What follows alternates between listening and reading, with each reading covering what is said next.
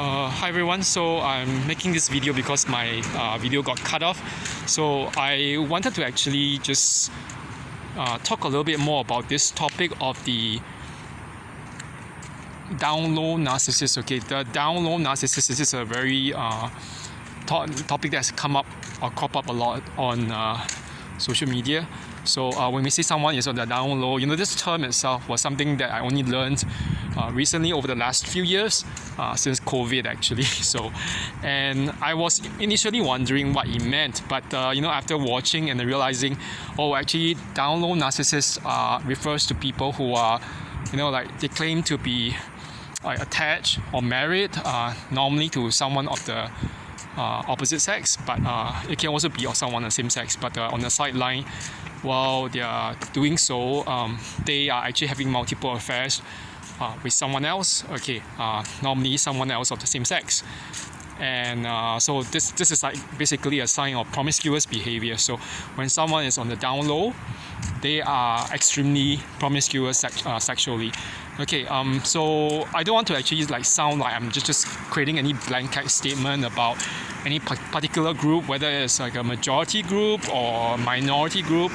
And we know that the clinical definitions of sexual orientation, whether you're heterosexual, homosexual or bisexual, just basically refers to whether you are attracted to the opposite sex, the same sex, or just both sexes. It doesn't say anything about whether you have multiple sex partners, and this is not the same kind of thing. So I don't want anyone to be stigmatized just based on this kind of one-to-one correlation, saying that because the person is on the down low, therefore he or she must be actually bisexual or whatever. But there's something else about this. When I say that someone is a down low narcissist, whether as a man or a woman, it actually just means that they are really sexually promiscuous, and normally with the same sex, normally, and or if not on the same sex, they are actually being secretive about it, extremely secretive and manipulative. So you have two cases, you have the man or the woman who's married to the spouse or attached, and then on the flip side, they have multiple partners on their, I don't know, affair partners or whatever. But you have the on the flip side, you also have the LGBT person who has who was turning to the turning straight, in the sense that he or she is married, and then but while being married, they actually are also seeing multiple people of the same sex. So just all this, there are many possible setups and possibilities for this kind of down low behavior.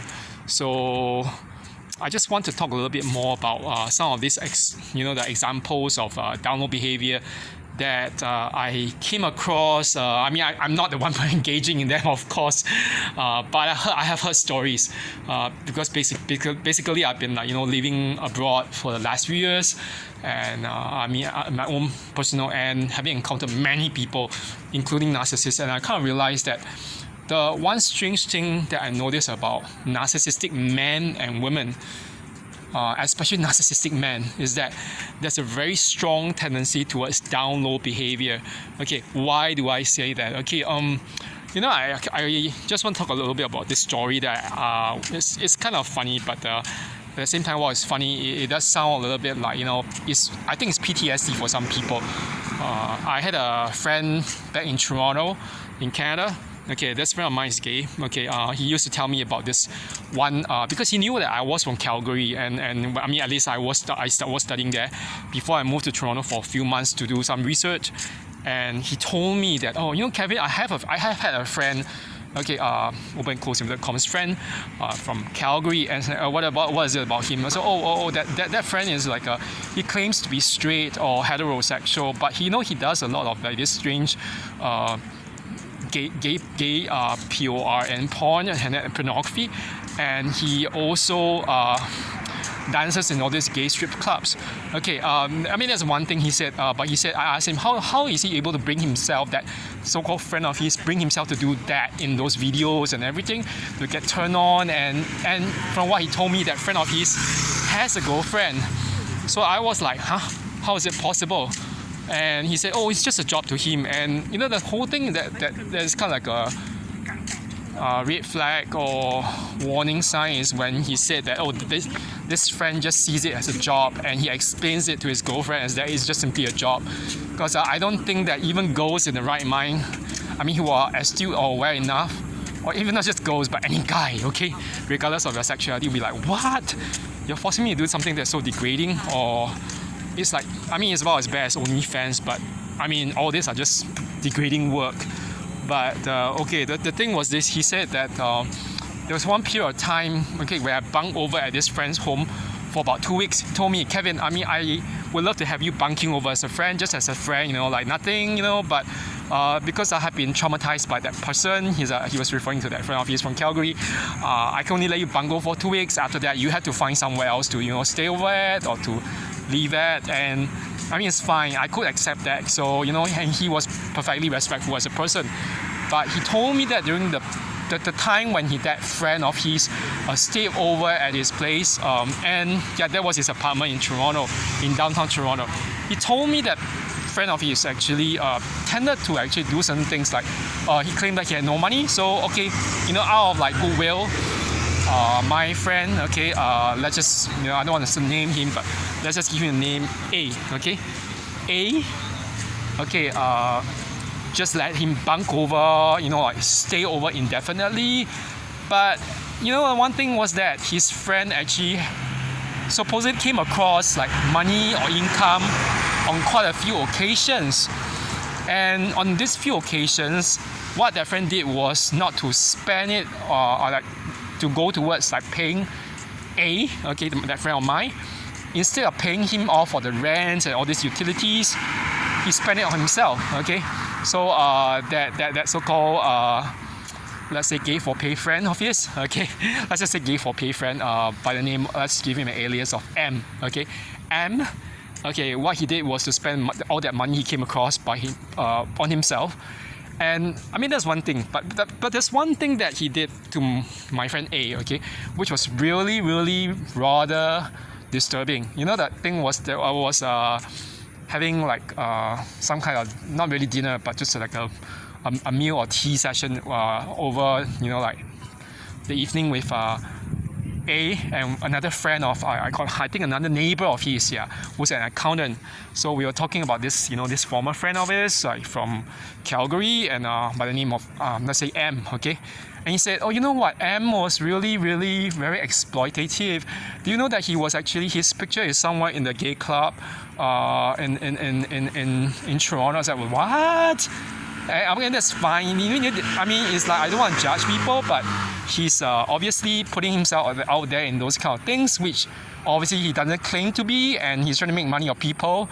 I mean, that's one thing. But he said, oh, do you know there's one video, he was telling us, where, okay, how should I say it?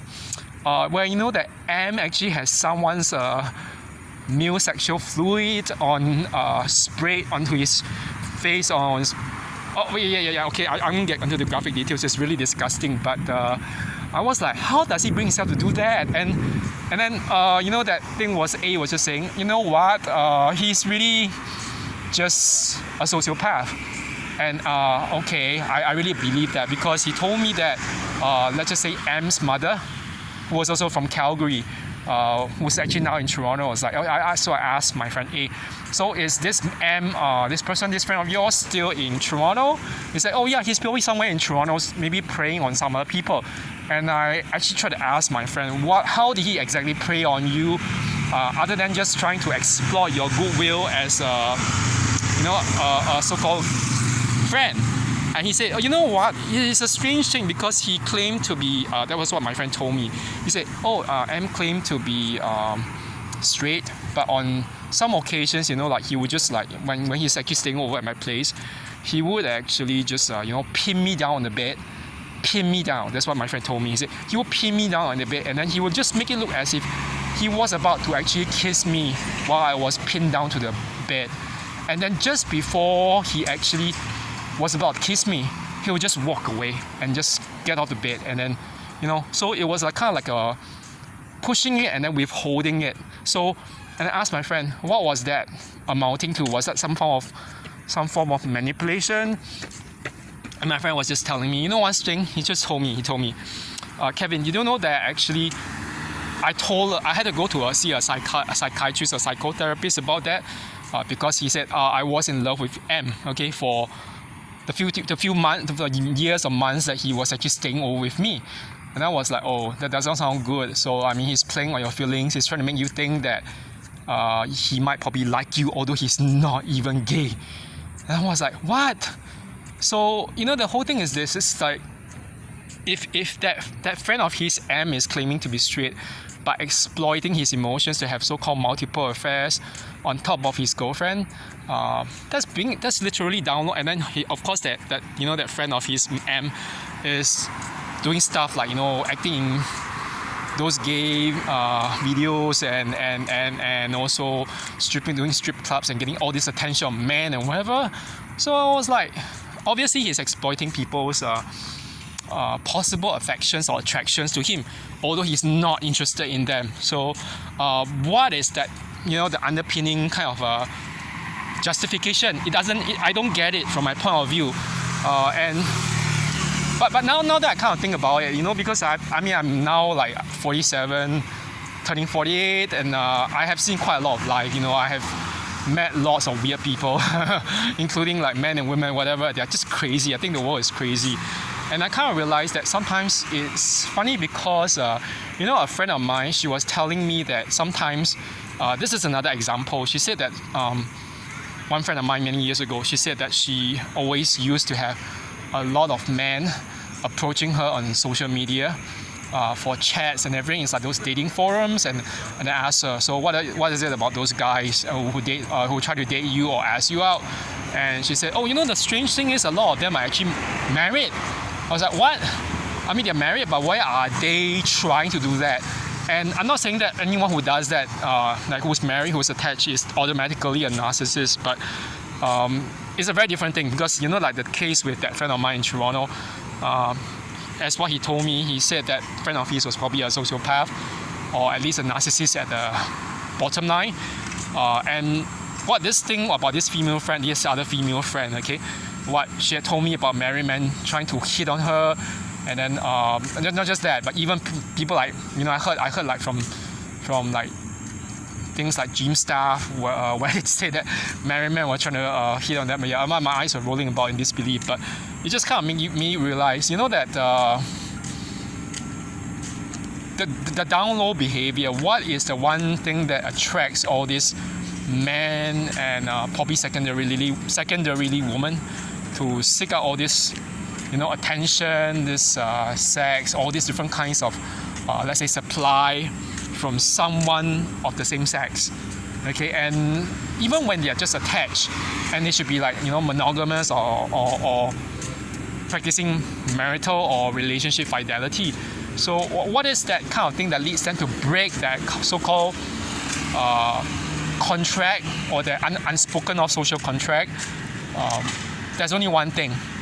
It's simply these two words: narcissistic supply. So they get really bored, okay? As I always used to say, that the thing with narcissists or down low narcissists is that they are all trisexuals, okay? TRY, sexual, okay? So they'll try anything once. Okay, this is like what, Samantha Jones in Sex and the City once said about herself. The character of the nymphomaniac who goes around having sex like a man. She says, I'm a trisexual. I'll try anything once. Okay, that's what she said about herself. At least she's open about it. But the strange thing is that the down low narcissist, whether it's a man, woman, gay, straight or bisexual, or whatever, trans, whatever, they are extremely secretive. Okay, mostly they claim to be either gay or straight, but they switch to the other side. Okay, and of the orientation, and they end up having multiple partners on their side. So it's really, I mean, from my point of view, I still find it very disturbing because the time when I heard the story from my friend about that, it was like in 2008, 2009, yeah, and he was really deeply traumatized. Now he's probably around like in his 50s or yeah, he's probably in his late 50s or something like that. So I'm assuming that now he's probably like, still in Toronto and everything, but he's living his life, as it is, and he's probably more established now. So, but yeah, he said it was so traumatizing. He told me for a period of time he was, open and close inverted commas. He said he was in love with M. I was like, what? You know that he's not interested in you. He's allegedly straight. But just because he did all those things like, pinning you down the bed and trying to make advances and then withholding at the very last minute, you just end up developing some kind of like a infatuation for him. Then I realized, oh wow, these people are really, really manipulative. And yeah, it's something that I think is a kind of food for thought. So, I mean, the thing is this, we know that all DR narcissists have this particular, trademark patterns or behavior. The only question then is like for, whether for guys or girls, anyone who wants like to have a decent life free of such people, how do you even detect such, or detect, or at least not detect, to repel such people? Okay, I would say the very basic thing you have to do is to simply, I always tell my friends, guys and girls, same thing. It's the same thing. Keep your legs freaking closed, okay? Please don't just go around, for the guys, I mean, to sound a little bit crude, I was like, don't go around poking your little brother into someone else's hole or whatever. Okay, that's just my cool way of putting it. But for women, please just, instead of like when you meet on your first date, you don't want to go around just having a so-called one night stand or one night fling or whatever. But I mean, a lot of guys and girls nowadays do that kind of stuff, and regardless of their orientation and their sexuality and whatever, just because they think, oh, it's a kind of like a way to enjoy it. But one thing is, you're gonna regret it later on, because once you start doing that, okay, you're gonna get chemically bonded to that person. There are all these oxytocin, endorphins, was it also amphetamine? There's something like about all these hormones which are secreted in your body after you have had sex, and that leads you to be bonded, and sometimes in the worst case scenario, trauma bonded to the person, and it's really addictive. So let's imagine if you are bonded to a down low narcissist, whether it's a male or female. Can you imagine how traumatizing it is later on? You'll be addicted to the person, and yeah, I can't really, now that I have experiences with people, like, I mean, not sexual experiences, but emotional experiences with being abused. I was like, oh damn.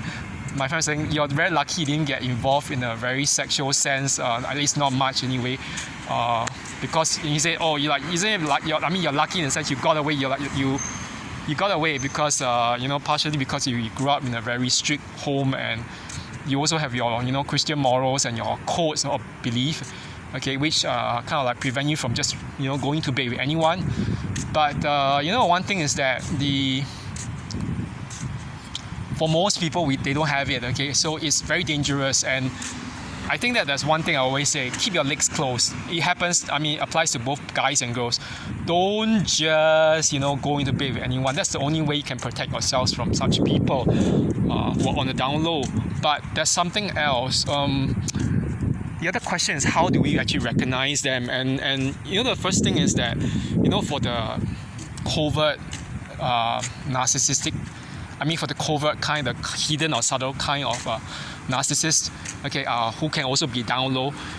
They can be somatic, as in they are very oriented around the appearance, the body, or they can be, cerebral, meaning that they are very oriented around some skills or intellectual pursuit or whatever. Okay, it doesn't matter. The thing is this, the covert kind is very, very subtle and very manipulative. So during the first few occasions of the dates, or if not even the dates, the first few occasions of meeting you, even if it's just a friend or colleague or someone, okay, or co-worker, they can probably like love bomb you, put up their best behavior, and you won't be able to actually really detect them unless you're really astute. I can't say that I'm very astute even now, but at least I know that I have something in me that can, for some reason, I tend to have this empathic character or this trademark where, after a while, I just somehow make the person bring out his or her demons within a few months, and it's not like, I don't know if it's a curse or it's a gift, but it's just something that happens all the time. So that's why I don't end up like in any kind of like relationships with any so-called narcissist for long anyway, which is very thankfully a blessing for me. But the one thing is this: I think we had to look. For lack of a better term or phrase or whatever, I think the best way is to actually observe. We really have to observe their mannerisms, to know if they are on a down low. So there are a few things that I think let's say for guys, or not just even guys, but for girls as well, to know whether they are like on the down low. The best thing is to look at them, like over a few months or a few occasions when you know them. Do they have a so-called homie, HOMEY, or homie partner, homie best friend? And the strange thing is this: you just note that particular best friend, how close they are. Let's say for a guy, his so-called best friend or his homie best friend, or a girl who her so-called homie best friend. Look at their mannerisms, how they actually behave around them, as opposed to around you, especially if you are the person who is dating them. Okay, so if they actually give you a sense or the vibe that they are actually very, very much closer to that particular best friend than to you, okay, this can be called some form of triangulation where they are putting you as the third person, the third party. But on top of that, the thing is this: there's something very dodgy or suspicious, because it's almost like that particular best friend of the same sex is probably their like lover more than you. Okay, and yeah, it's really room for suspicion. I would never really ever believe that, because especially for a guy, that I don't know why, but I feel that between I don't know, like just look at the way guys relate to each other. I used to talk about this with some friends when I was in Japan. He said, like between guys, he said, do you know that the guys, we don't actually go out in pairs together. Rarely do we do that. We always go out, like mostly we go out in big groups. And we don't really like to have this case where like one guy clings around another guy and does everything together, and it's kind of just odd. And I said, yeah. I was like, oh wait, yeah, that's true. But I'm not saying that girls do that, because sometimes even with girls, girls do tend to do that in like maybe pairs or whatever. But even then, when do they even get to the stage where they actually end up treating the best friend better than the so-called guy or partner? I don't know. I just find it creepy and really weird. It's borderline. I don't know, incestuous or whatever. Yeah, and okay, that's one thing. Okay, look at their homie or their so-called best friend, their whatever. Okay, and the second thing is okay, do you have any access to their phones?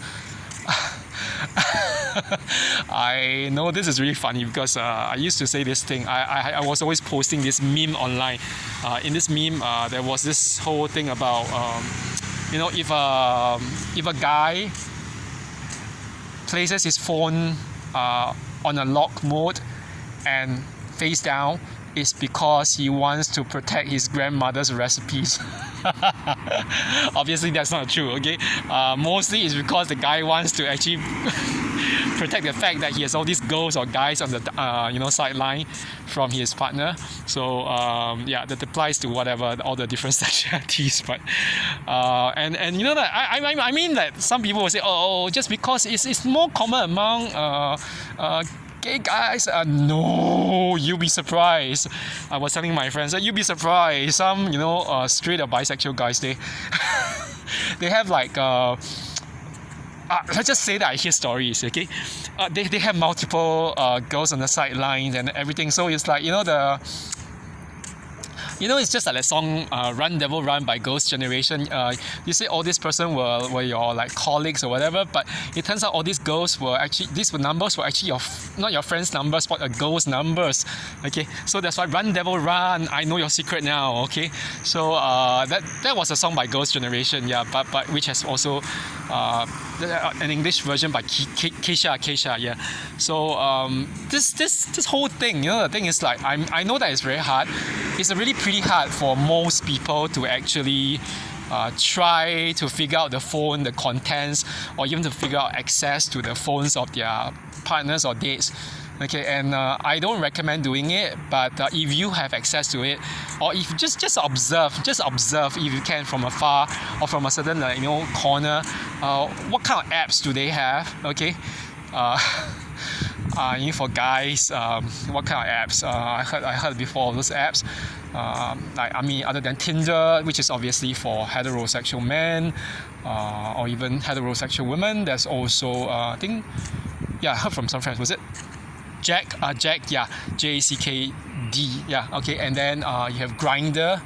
Okay, and there's some other things like Scruff. All these are like for gay men. So let's just say that if the guy is claims to be straight or whatever, but has all these apps, from the corner you see it, and then you better be careful. I mean, for the girls, but even if you are, let's say you are gay or bisexual and you have like a partner who is doing all this, I think you're in good luck. Okay, so I hear stories. So I mean, never ever trust someone. You always have to look at the phone, and you'll be surprised. Sometimes you might see different things, not just in the apps, but even their galleries. Their galleries might have some pictures, really scintillating, or I won't even say titillating, but scintillating pictures and videos, and they could be sexting or whatever. So, yeah, it's pretty disgusting. But okay, that's one thing. Okay, the last thing I wanted to actually just address is this. Let's just say that in a situation that you come across someone, regardless of your relationship with the person, you can be dating the person, or maybe it's just like a so-called say family member or friend, or if it's just not a friend, but let's just say that it's an acquaintance. Okay, in a situation that you have some kind of access to their being on the down low, what should you do? Should you ever expose them and confront them to their face with all the so-called evidence, whatever? Okay, I would say please don't do so. Okay, why do I say that? That there was this, was it Craigslist murderer or something? There was this guy who was pretending to go on Craigslist to look for different man or woman, and they found out later on that he was actually just using Craigslist as a front or facade, and then he went around. I mean, he's like a serial killer. So I'm not saying that all these people on the down low, all these narcissists are going to end up becoming serial killers or psychopaths or whatever, or sociopaths. But the thing is, you want to actually protect yourself first, because this world is actually very dangerous. I'll be honest, it's very dangerous nowadays. You don't know people's intentions, and for people like this, there's a very, very strong, I would say it's almost like a parallel reality that just alongside the fact that they are on the down low, that they are closeted.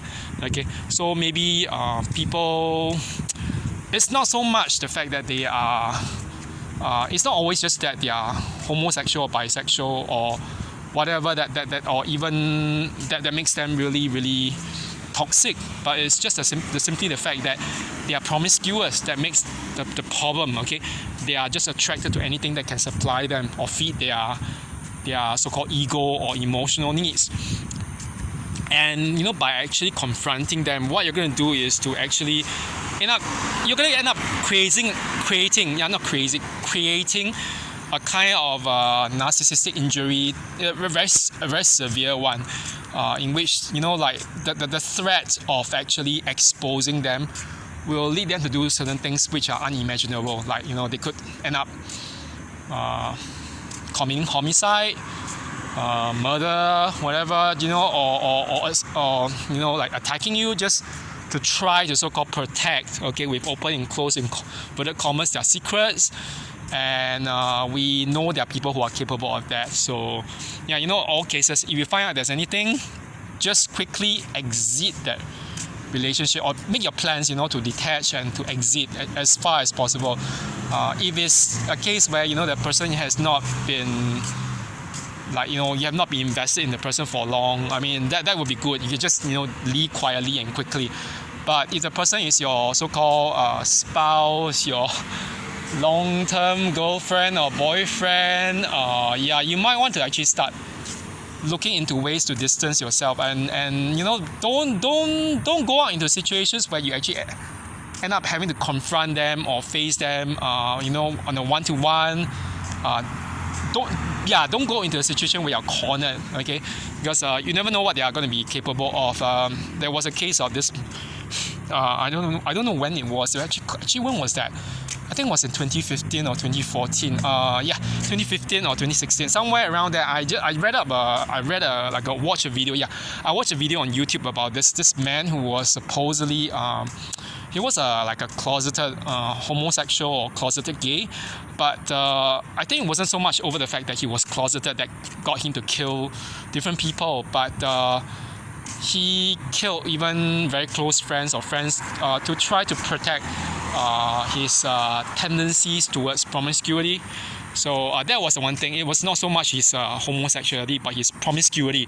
And I think in some cultures, in Asian culture here, there's a lot of stigma even now, okay, against homosexuality or even bisexuality. And I'm not saying that is right or wrong, but it's just that it's your values or whatever, what you grew up with and what you believe. But if you want to pursue whatever sexual preference or whatever, don't go around hurting people.